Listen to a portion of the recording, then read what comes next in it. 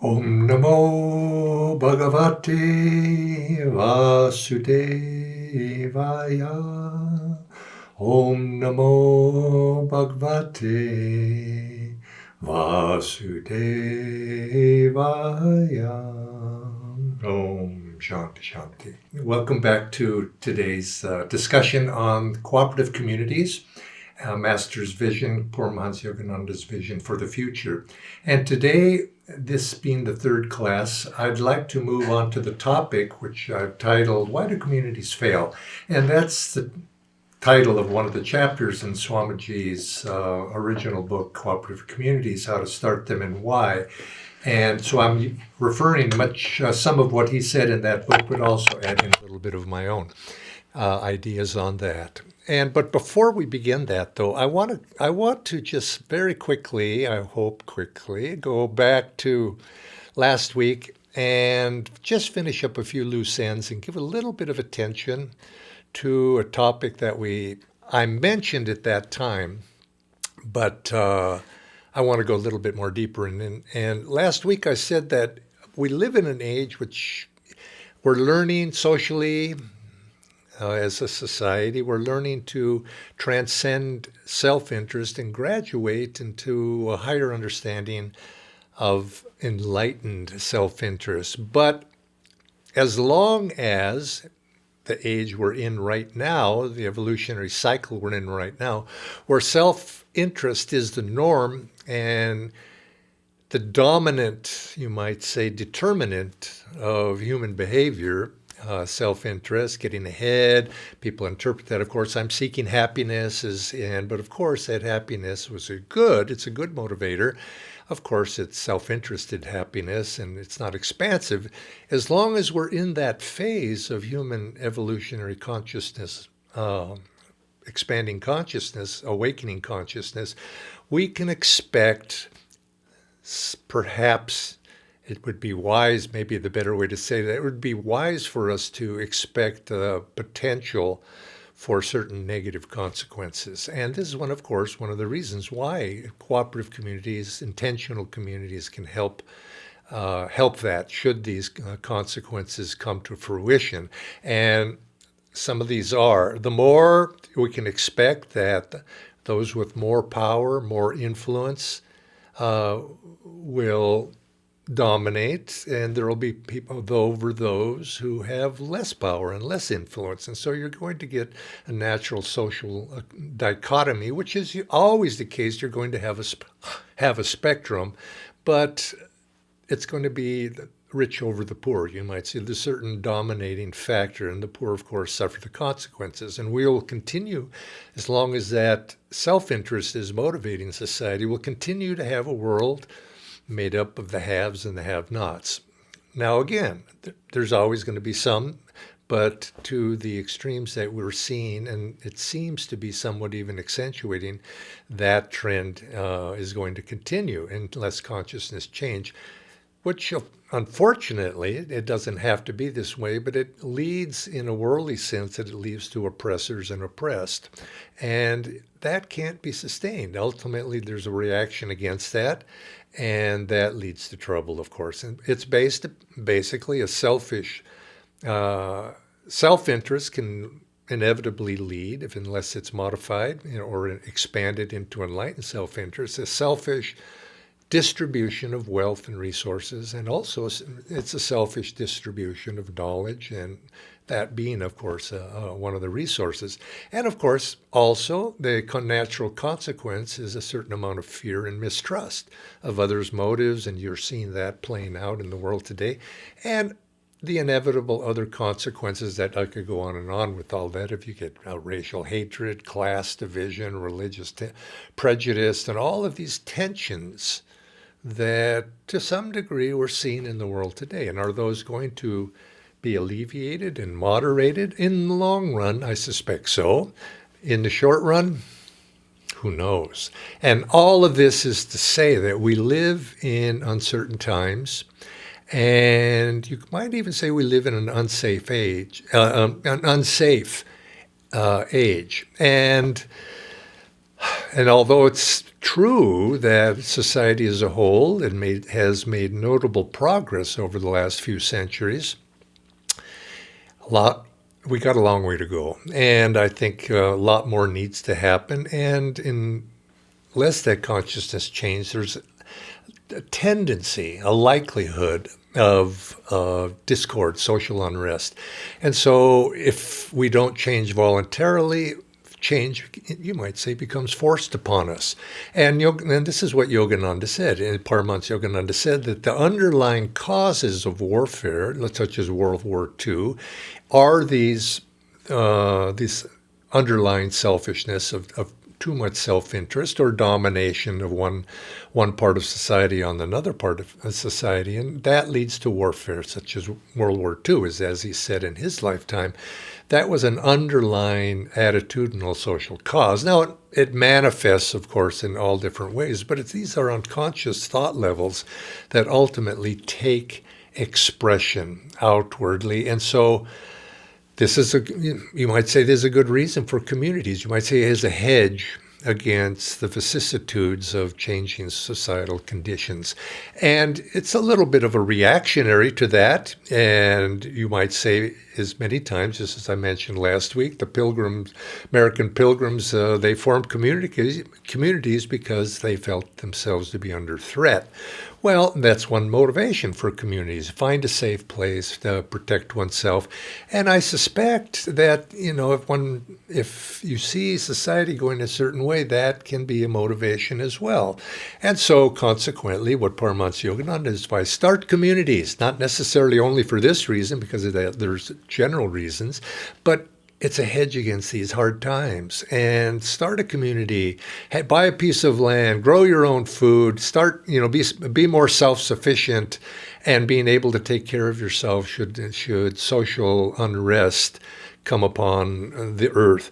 And if we look back historically, it's cycles. Things go in cycles. And so is this what I'm saying? Are these, and he did predict in the future there would be these times of social unrest.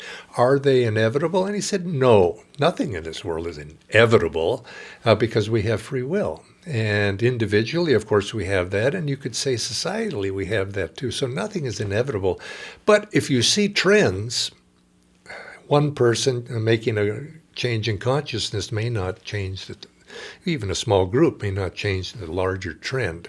And so you have these, you could say hard times can be avoided. Is it likely? Well, Yogananda warned us. And so you could say, as a world society, we need to take these things seriously and awaken to the dangers of selfish behavior and to where it inevitably leads. And that applies to us as individuals, and it does apply to society as a whole. So this too, and I wanted to clarify that and emphasize that this too is a good motivation. And should hard times come, is his communities being a hedge against that. But let's move on. Now, why do communities fail? And before I go into some of the reasons that Swami Kriyananda mentioned, and that we ourselves can come up with some ideas about that, what is failure really? Now, is it a failure if a community, like we look back in historical times and communities came up, they lasted for 100 years, and time passed and it wasn't no longer necessary, or for whatever reason, they stopped. Is that a failure? And I don't think that's the right word to use, because we have to remember, communities are there to serve the interests of the people who join them and create them. They're not in and of themselves a necessity to continue on just because if they're no longer a necessity. So you see this when communities sometimes form because of outward circumstances. It's a good way to respond to it. But the circumstances change, and whatever that brought that group of people together, they're not there, and so they move on. Everything in this world changes inevitability. And so consequently, this can be a danger to a community. So, oh my God, we started in this particular form and now something's changed. Oh, it's terrible. Well, if you're not able to change to meet circumstances, I think you become ossified. And then you find that time goes by and you're no longer appropriately answering the needs of the age in which you live. That's certainly not something to, embed within the consciousness of your community. You have to be, a community as a group of people need to be flexible to meet the needs of the people. And so consequently, there's evolution that takes place. And so the failure I'm speaking about is, you might say, the short term, because we don't know the long term. Everything is going to go sooner or later. Bodies come, bodies go, societies come, societies go. Rome lasted how many hundreds of years, centuries, and eventually went, and the societies come and go. We're speaking here about, you might say, the short-term things. And so those sorts of things to look to, and failure even then, maybe don't think that is the right word. Even if community comes, great inspiration, it lasts for 5 years, it served the needs of those people, and it was an ideal, and people change, and it moves on, and it dissolves. It inspired people for a short term. And those people, who knows what those individuals may take into the future, but even the existence of it in a short time, it had a good effect on other people. And the idea itself continues to inspire the next crop of people. And it's an answer to needs of the community, the needs of the individual who are serving there. And so let's keep that in mind, and not the community is built to serve mankind, or the individuals, not the other way around. And so consequently, I think, but if of course, they don't have to. It's not necessarily they dissolve, but sometimes they dissolve unnecessarily. And especially if they dissolve and there's any negativity, residual negativity, that's something we want to avoid.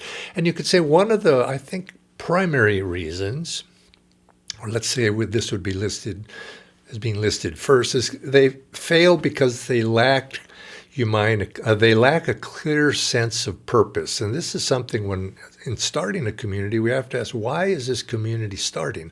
What's the goal? What's the purpose of this community? What's the binding factors that are bringing us together and holding us, and are going to be able to hold us together? What's the reason for this community? And sometimes you find that people have come together, and the reason for coming together was just a very temporary reason. A group of friends, they came together, and at a certain point, let's say college friends went together, and all of a sudden they want to get together. They form this little community. And, your purposes of when you're 20 years old or 25 years old may be very different than when you're 35 years old. And the community no longer serves that purpose. Well, in a sense, it was a good thing while it lasted, but it naturally evolved into something else. Other times, it's perhaps an intentional community, and it comes together, and you find that the purposes are ephemeral. They come and they go. And if you want a community to have a little bit more lasting purpose, a lasting existence, then you have to go back to the ideals of why that community was formed in the first place. And perhaps those goals need to be modified. They need to be flexible. Or perhaps there's no central coherent goal that is transcendent over time. And I think this is, and you don't want to be stuck in the past and the outward expression of that. So you have to have both, you might say, something that's lasting and also something that's flexible, an expression of those ideals that is flexible with time. I know in the United States there's a religious community that somewhat rejects technology. And so consequently, they don't drive cars. They horse and buggies, still in certain parts of America. There's communities of those. It's a religious-based community. They started back before technology, and they have horse and buggies. But that's technology too. But they've held on to the past in that form. So you can find that does that community have the ability to succeed in the future? Well, so far they're still going, but you can see they have a certain isolation to them that separates them from the larger community outside. And you wonder, generation after generation, young folks, do they want? Is that what they want? Well, time will tell. But I think an ideal has to be a living ideal, something that's, I think, larger and more transcendent. And that, of course, is the founding principles. And you have to stick to that. I mean, that is what helps people stick together.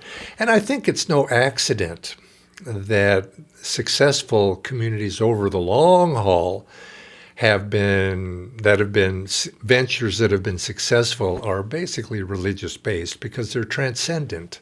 They go beyond individuals, and they're eternal truths, Sanatana Dharma, that apply in all circumstances. And then we, as we pass through, time passes, we have to then apply that in deeper and deeper ways, in new ways, as outward circumstances change. But the inward Sanatana Dharma, the basic principles that we're based on, they remain, more constant. For example, cooperation. We're talking here about cooperation. That's you might say an eternal principle, and so consequently we hold to that. God is the doer in life. The willingness to sacrifice for that, the willingness to be expansive in joy. All of these are basically religious spiritual principles. That's why communities based on those tend to be more successful in the long term. Whereas if you don't, they tend to dissolve if you don't have things that are lasting. Now, a second, you might say, reason that is somewhat related to that is, and why you might say spiritual communities, religious communities tend to have a success rate. You have to have an ideal that you're willing to sacrifice for. You see, now this, of course, goes to the heart of this question of self-interest. You have to be willing to sacrifice your self-interest for something higher. And in a religious community, of course, in a spiritual community, yes, I'm willing to sacrifice my likes and dislikes for a larger principle of cooperation, transcendence, transcending ego likes and dislikes. And that is a daily task, to be, when you take it on a spiritual level, to transcend the ego and its manifestations of immediate self-interest, or me and mine, or my family and as opposed to your family. That's a constant. And if you don't have an ideal that's transcendent, are you going to sacrifice for it? And as time goes by, you find that people, and you could watch to see if a community is being successful. To what degree are members, willing to sacrifice for their ideals? And this world is always kind of calling us, it's easier to go this way, because it's a little bit hard to sacrifice, my likes, as opposed to cooperating. There's the good of the whole versus my personal good.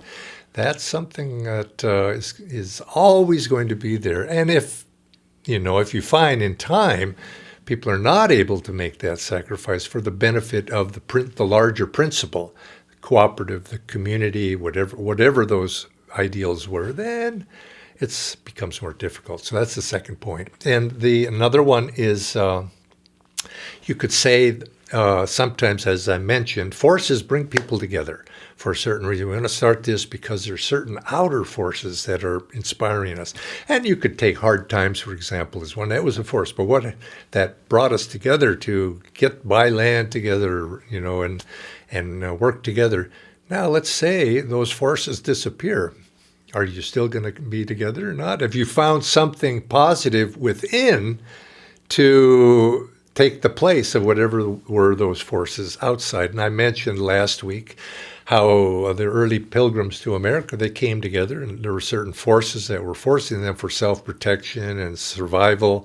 In time, those passed, and of course, the idea of having to cooperate and work together in a very immediate practical sense, not needed anymore. And so they went off in other directions. So again, they don't, if you're creating it in response to outward forces, sometimes that's one reason. The force is no longer there. You don't have something more transcendent than that to keep together. And that reason, you might say, for why communities don't last. And this one was, Swami would mention this one. He would say, his words were, the unsuccessful experiments were founded on too idealistic a view of human nature. And that's true. It's true. Sometimes, because you're at a certain point in your life where you're very idealistic and you want to live up to those ideals, and it's going to give all my efforts to this, and people begin to fall short, and because I can't live up to that high ideal. And I know when I was young, I was extremely idealistic in that way, and I have to admit, I had some disdain for people who didn't, or to the world at large, and that's a certain amount of spiritual pride, that goes with that. But when you're in your 20s, it tends to be that way. But you could see this in a social movement. And then I mentioned last week, communism, for example, it sounds really noble. It's great, that, we're going to, to all from each according to their ability, to all according to their needs, and we're going to give everything to the common pool, and that which we need will gain from it. Now, that's my mind kind of worked like that. But it's pretty idealistic, and it's very idealistic. And you see, when that has been played out in a number of different scenarios, even the kibbutzim, to some degree, they lasted for a while. And, and that idealism probably even in communist societies lasted for a while. And there were certain people that were motivated. And it's highly motivating because it's a high ideal if lived compassionately. Early Christians, after the time of Christ, they came together in societies like that, and they were motivated. So it's a beautiful ideal, but it's very, very idealistic. And in the modern world, you find that the larger principle here, Swami, is if the ideals are beyond the ability of individuals to really fully embrace them for a sustained period of time,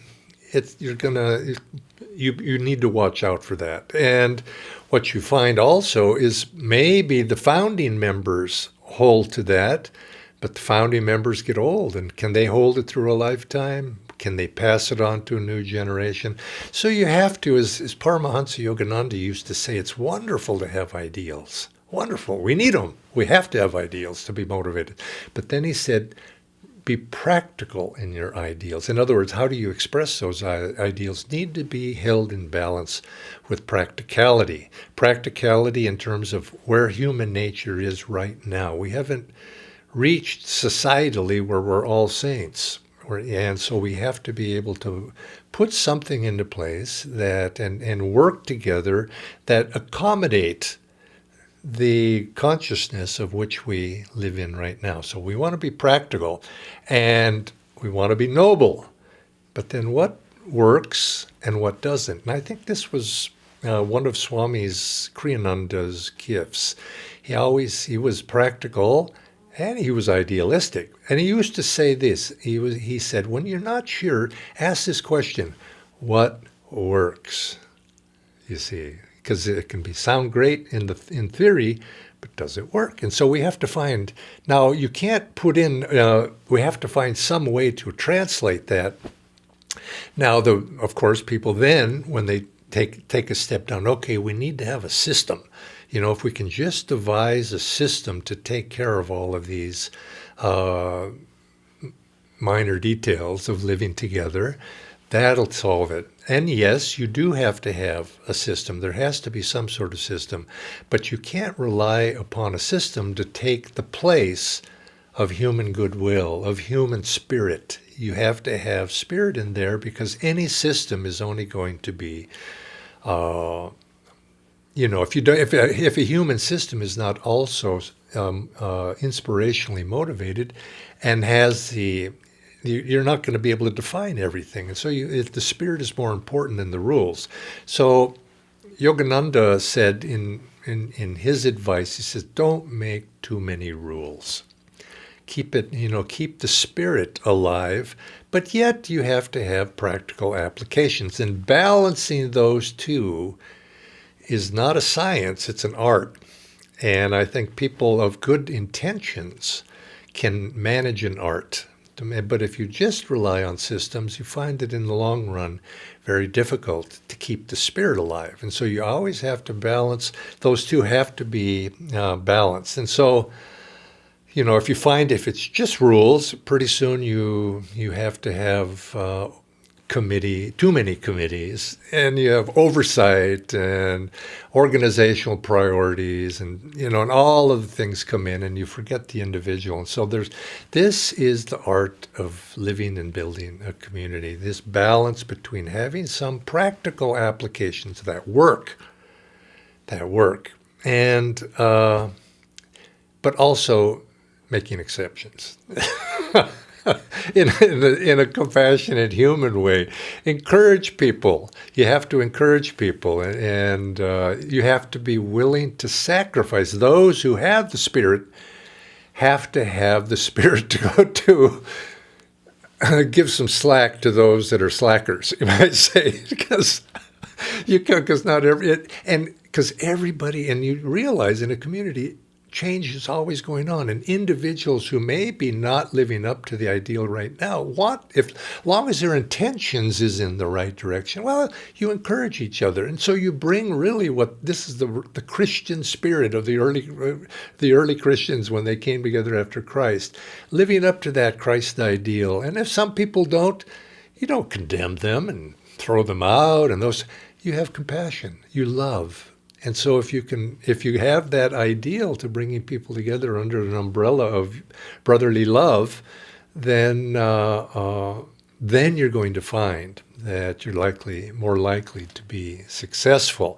But too many rules kill the spirit. And I think one thing to watch out for in any community are people volunteering. Are people volunteering their time and their energy to whatever the community is, because it shows a spirit. If everything's measured on the clock and it's just a system-based, and that has a certain lack of heart in a way. If everything becomes monetary or mandatory, there's less giving, less personal initiative. And now, I wish I could make a series of rules for all that, but of course that goes directly against what I'm trying to say. But these sorts of things, to keep it in mind. Another issue here is, and this is something that I've seen in my own personal experience, is that the belief that a return to nature will automatically produce good people. And this is sort of this romantic idealism of nature is perfectly beautiful, and if we just return to nature, everything would be wonderful, or to our natural spirit. And it just doesn't work that way. Because you found communities that sometimes the tendency is to reject modernism of the world, rejecting technology. I mentioned that in terms of, the Shaker communities, or those that have horse and buggy, that maintaining that. Not to say that they serve their purpose. I mean, that's great as long as it lasts. But I remember when we were first starting Ananda community, there was a good measure of people who wanted. It was a back to nature ideal, grow our own food, build our own houses, I embraced that. That was my ideal. But you can go so far with it that pretty soon it becomes impractical. And I remember there was one fellow that he wanted to build a little outbuilding And, it was in the early days of getting started, where we needed all hands on deck to get the place together, get things organized. And he insisted on not using any nails, putting this building together. It all had to be done without nails. Now, maybe without hammers too. I don't, because that was too modern. So he was all, things were fit. All the wood went together, which is kind of a nice ideal, and you can do that. It's kind of a nice craft job. Well, he was not a craftsman, but he tried to, and he spent months building this simple little building. And of course, people would say, look, we don't have time for that. No. And his whole life was, you might say, an extension of that sort of an attitude. And it was so impractical. And obviously, he got it done, and it was all rickety, and it didn't hold up, and it was gone by the end of that first winter. It fell apart. Practical idealism, that was not. So, but it kind of gives but the more of what when Swami Kriyananda mentioned this particular thing, he was talking about this 19th century Rousseau, the French idealist with the noble savage, and I think anybody who has that idea, and Swami was quite dismissive of it. He says they don't have their eyes open to see that is a very naive approach. That yes, unfortunately, people are just being simple does not make one noble, and so consequently you end up becoming simple-minded rather than simply practical. But anyway, it was something. But the larger ideal is to have ideals that are beyond the capacity of human nature in our situation in which we find ourselves today. And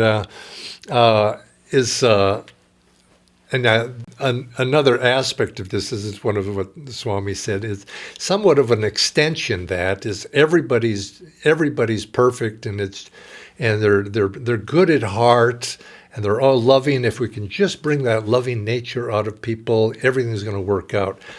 Well, in principle, that may be true, but in practicality, it doesn't always work that way. And so Swami, and not only him, but all of us living in Ananda, especially in the early days, realized that we have to screen our applicants who want to join this community. Just because there was a joke we used to have from the Jyotish Novak, our Dharmacharya here, in the early days said, yes, in the early days, if somebody came to the gate and they said Om 3 times, we welcome him in. and he says, unfortunately, that's not enough, because sometimes you have people who are not able to live up to the ideals that you have put into place. And people may aspire to those ideals, and that's obviously a requirement. You need to, in other words, what are you saying? You need to have some requirements and some way to screen applicants who come in that meet some standard, and otherwise you're going to find, as time goes by, people may say the right thing, and they may have aspirations, but human nature being what it is, they'll perhaps fall down to their natural density and can be problems. And so consequently, too many rules kill the spirit, but no rules will also destroy it. It'll destroy it as well. So you have to have something. And so where is that happy medium? Now, I think it's up for each community, of course, has to come to that. At Ananda Village, we ran into this. The first year, 1969, was a bit chaotic. That's an understatement. But it was a bit chaotic, but it was fun, too. When a lot was learned. It was very joyful, very energetic. But we realized that wasn't going to work. And so that winter, most people left because there was no housing, no facilities really to be able to survive the winter at that time. So people left.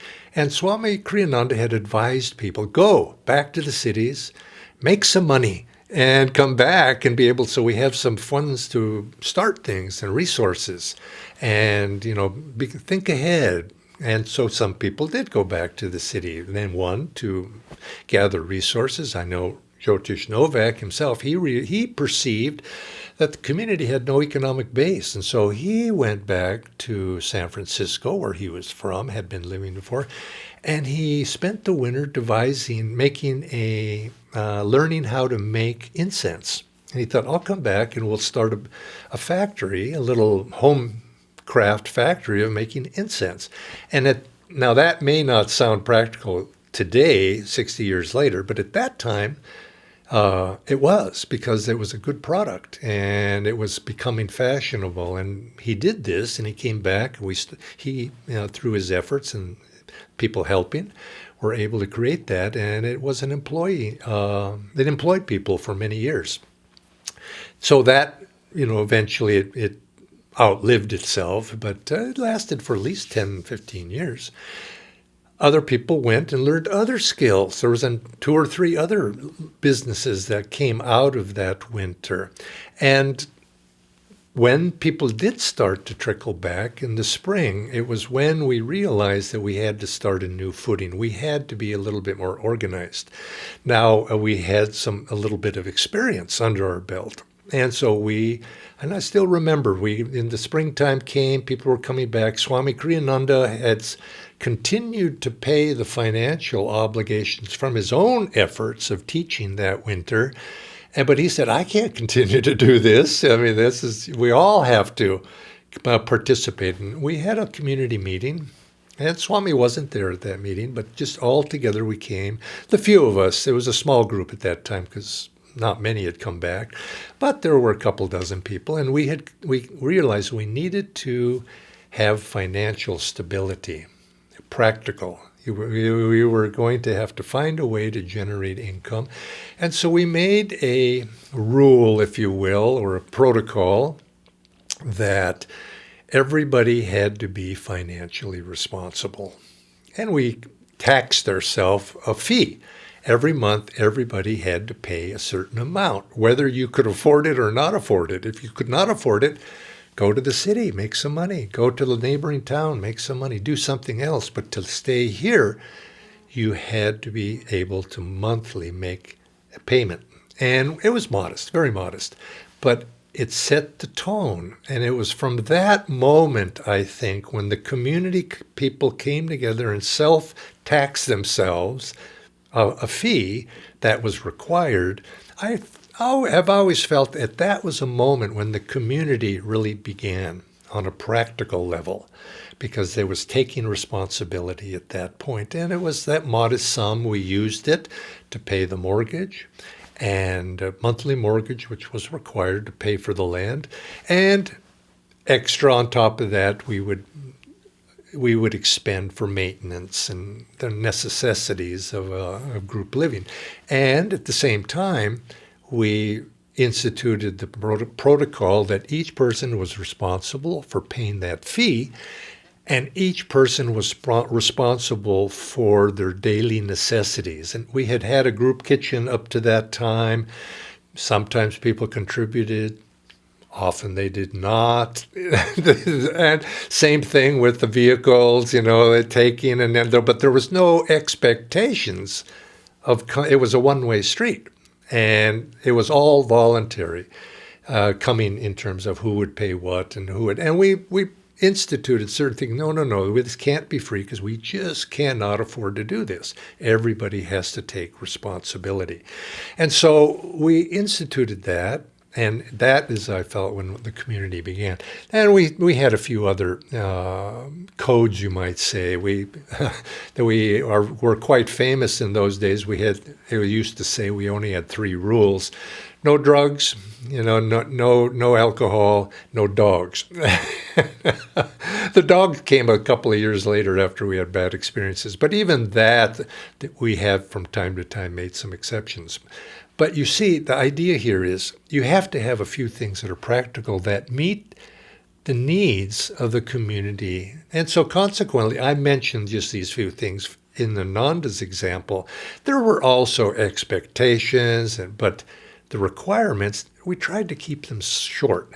And of course, there are many things that were unspoken.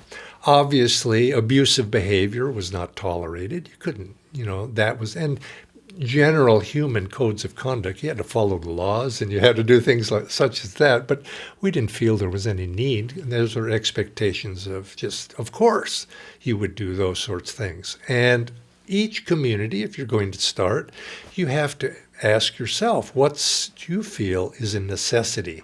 And so consequently, rather than just leaving it, you might say,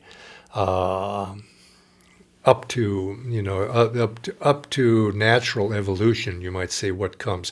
Because if you don't, eventually something may force you, and so to do something. So if you can anticipate, then you're going to save yourself trouble in the future.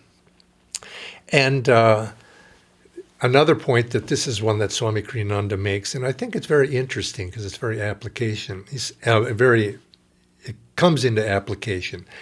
And it applies. And he says, I'm going to quote here, Swamiji says, perhaps one of the greatest mistakes that community planners made in communities that didn't succeed was attempt to do too much with their plans. He goes on to say, no system can create virtue. The most it can do is facilitate the development of virtue. For virtue is a development that must always spring from the goodwill of the individual member. And so the thought that we can create virtue through the right system, don't count on it. Don't count on it. We have to have, you could say a community, if it becomes too rigid and system bound, is ultimately it's not going to be flexible enough to accommodate human nature. And one thing I've noticed in being involved in Ananda for decades and decades is a community has to allow, and members, and this comes down to the individual members, has to allow and accommodate change. Change in people, and change for people to make mistakes even, because people do. People change. They start out with one great ambition and it turns out they get straitjacketed into that, and as individual souls, they're not growing, and they need to change. And so you have to be accommodating to individuals, allowing them to change, allowing them to become different people, better people, you hope, and you allowing the same thing. The community itself has to be able to change to accommodate that. And this can be challenging if a community is founded on rigid systems. There needs to be built in some way to be able to change those systems. Now, some people think, well, we can write a code, a constitution, and have means by which to do that. I guess you could, but my reaction to that was politics. I don't want to live in a community that's, like that. And again, it comes back to the spirit, trying to keep it simple. And a community is there to meet the needs of the individuals. A community will change. People will change. And so allow for that.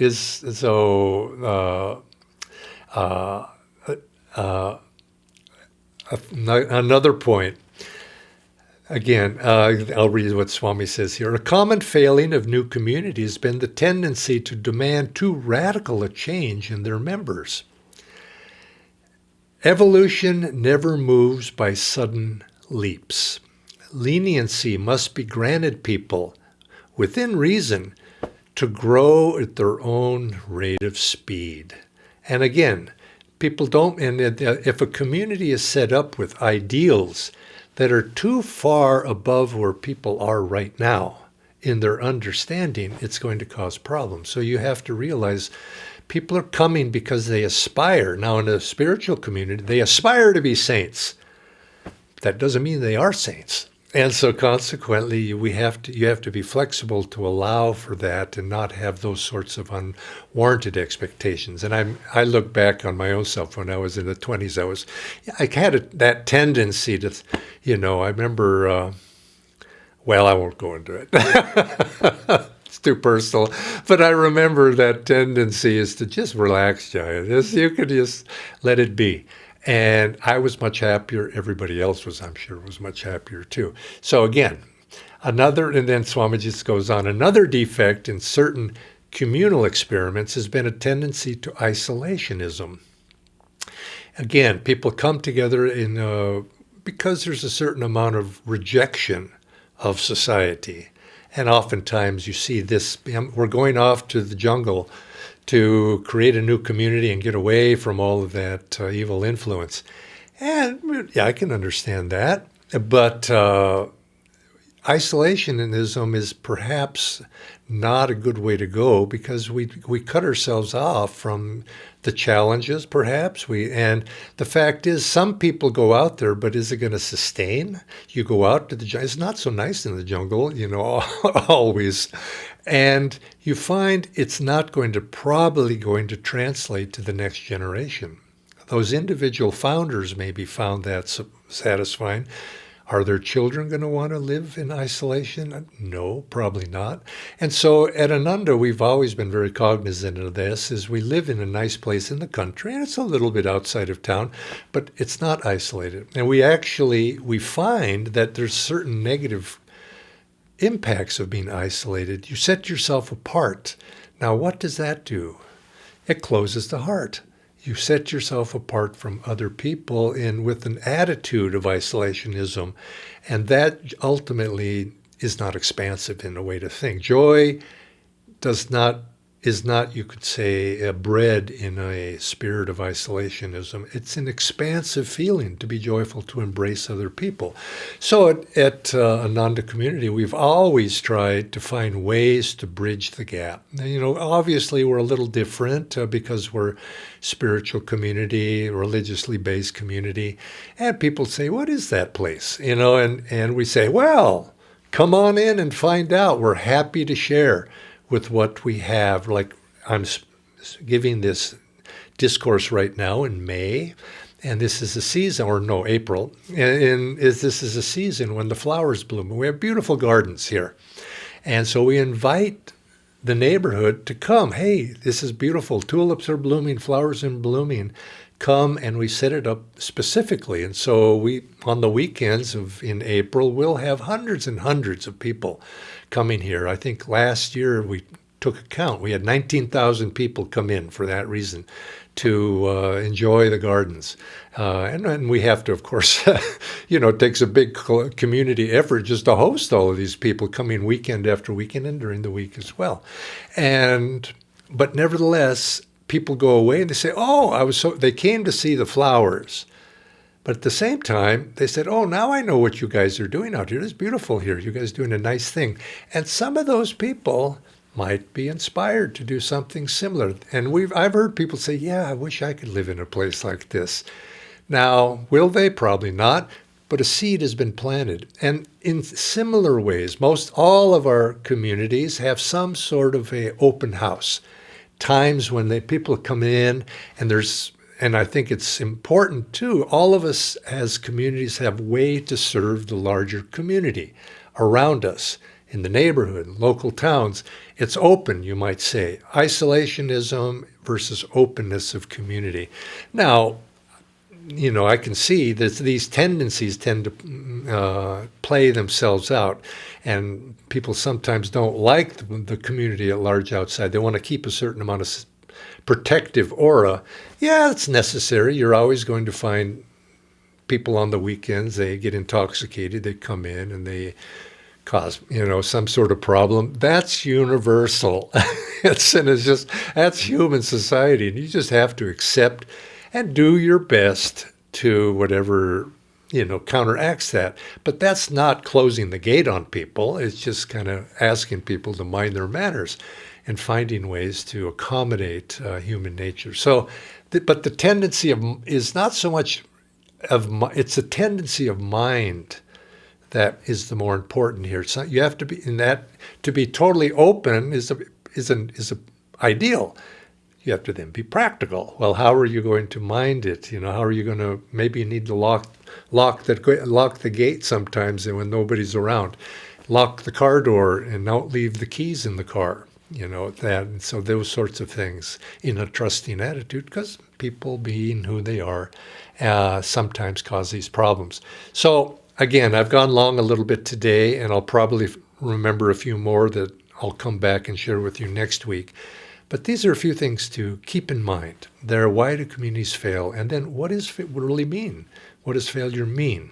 And then we take these as instructions of what might we do to anticipate this and do something positive to build community. And we'll take this idea and then apply it in a positive way in future classes. So joy to you. Sorry for going a little bit long today, but I wanted to wrap this up a little bit. So I'll see you next week, and we'll continue our conversations on community. Om Shanti. Amen.